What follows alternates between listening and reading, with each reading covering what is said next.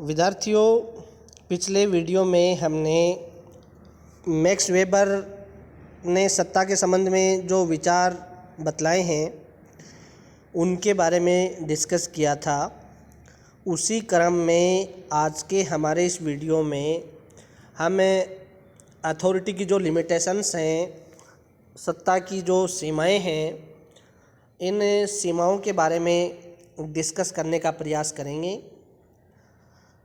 देखिए, सत्ता की सीमाओं से आज से उन घटकों और परिस्थितियों से है जो कि उसके संयोग पर अंकुश का कार्य करती हों या उसकी प्रभावशीलता को एक प्रकार से कम करने का प्रयास करती हों।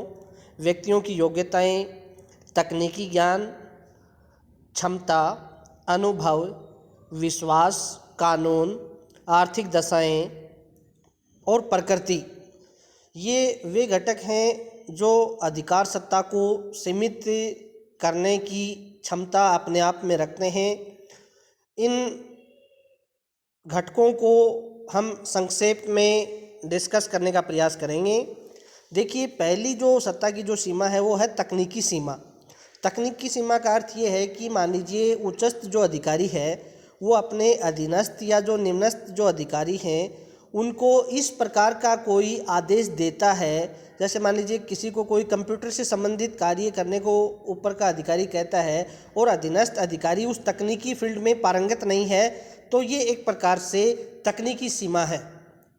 यदि हम बात करें तो वर्तमान समय में प्रौद्योगिकी का जो विकास है वो काफ़ी तीव्रता से हो रहा है, इसलिए प्रत्येक व्यक्ति को वही कार्य उच्चस्थ अधिकारी द्वारा सौंपा जाना चाहिए या प्रदान किया जाना चाहिए जिसमें वह दक्ष हो, जिसमें वह पारंगत हो। यदि आवश्यक तकनीकी ज्ञान किसी व्यक्ति में न हो तो वह अपनी अधिकार सत्ता की प्रयुक्ति भली प्रकार नहीं कर सकता। ये एक प्रकार से सत्ता की तकनीकी सीमा है।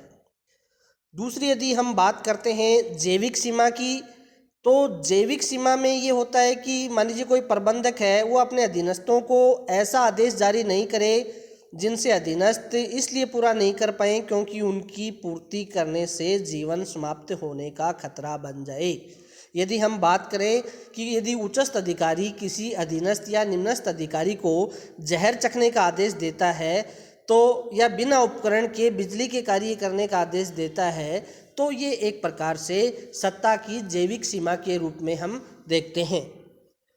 तीसरी जो सीमा है वो है कानूनी सीमा, यानी उच्चस्थ जो अधिकारी है वो अपने अधीनस्थ या निम्नस्थ अधिकारियों को किसी ऐसा आदेश देने की बात करता हो या पालना करने की बात करता हो जिसे किसी कानून का उल्लंघन होता हो, तो ये एक प्रकार से कानूनी सीमा है सत्ता की। जैसे देश का कानून है वो प्रबंधकों की अधिकार सत्ता को सीमित करने की एक प्रकार से क्षमता रखता है। प्रबंधकों के उन आदेशों का पालन करने हेतु अधीनस्थ विवश नहीं किए जा सकते जिसे कानूनी व्यवस्थाओं का एक प्रकार से उल्लंघन हो। स्पष्ट रूप में हम ये कह सकते हैं कि ऊंचा लेवल का जो अधिकारी है या उच्चस्थ जो अधिकारी है वो अपने अधीनस्थ या निम्नस्थ अधिकारियों को किसी ऐसे आदेश की पालना करने हेतु बाध्य नहीं करे जिसे कि संविधान या कानून का कोई उल्लंघन होता हो। मनोवैज्ञानिक सीमाएं, अगली जो सीमा है सत्ता की वो है मनोवैज्ञानिक सीमा, यानी प्रबंधकों की अधिकार सत्ता को अधीनस्थों की प्रतिक्रियाएं भी प्रभावित करती हैं, इसलिए अधिकार सत्ता का प्रयोग करते समय प्रबंधकों को संभावित प्रतिक्रियाएं ध्यान में रखनी चाहिए। तो ये एक प्रकार से हुई मनोवैज्ञानिक सीमा। आर्थिक सीमा, यानी प्रबंधकों की जो सत्ताएं हैं वो यद्यपि काफ़ी विस्तृत हो सकती हैं, फिर भी संस्था के पास जितने भी उपलब्ध आर्थिक साधन हैं उनकी अधिकार सत्ता को सीमित करने की जो प्रवृत्ति है वो वे रखते हैं। अगली जो सीमा है सत्ता की वो है प्राकृतिक सीमा, यानी जलवायु, वातावरण, भौगोलिक स्थिति, प्राकृतिक संकट, ये अधिकार सत्ता को सीमित करने की एक प्रकार से क्षमता रखते हैं। अन्य यदि सीमाओं की हम बात करें तो जनसाधारण, श्रम संघों की कार्यवाही, सामाजिक परंपराएं, प्रथाएं, समूह व्यवहार आदि भी अधिकार सत्ता करने वाले एक प्रकार से महत्वपूर्ण घटक हैं। तो आज के हमारे इस वीडियो में हमने सत्ता की तकनीकी सीमाएं, सत्ता की आर्थिक सीमाएं, सत्ता की प्राकृतिक सीमाएं, सत्ता की मनोवैज्ञानिक सीमाएं, सत्ता की कानूनी सीमाएं, इन सब के बारे में आज के हमारे इस वीडियो में हमने डिस्कस करने का प्रयास किया है। यदि हम बात करें सत्ता की सीमाओं की, तो हमें इसमें ये देखने को मिलता है कि उच्चस्थ जो अधिकारी है वो अपने अधीनस्थ या निम्नस्थ जो अधिकारी हैं उनको इस प्रकार का कोई आदेश प्रदान नहीं करे जिससे कि वो कार्य संपन्न करने से किसी प्रकार की उनको कोई हानि हो या किसी प्रकार के कानून का उल्लंघन हो या उनके निजी जो स्वास्थ्य है उनको इसमें किसी प्रकार का कोई खतरा पैदा हो या इतने संसाधन उनके पास में नहीं हो या उनको कोई तकनीकी ज्ञान उनको नहीं हो, तो इस प्रकार के जो आदेश हैं वो उच्चस्थ अधिकारी हैं वो अपने अधीनस्थों को या निम्नस्थों को जारी नहीं करें।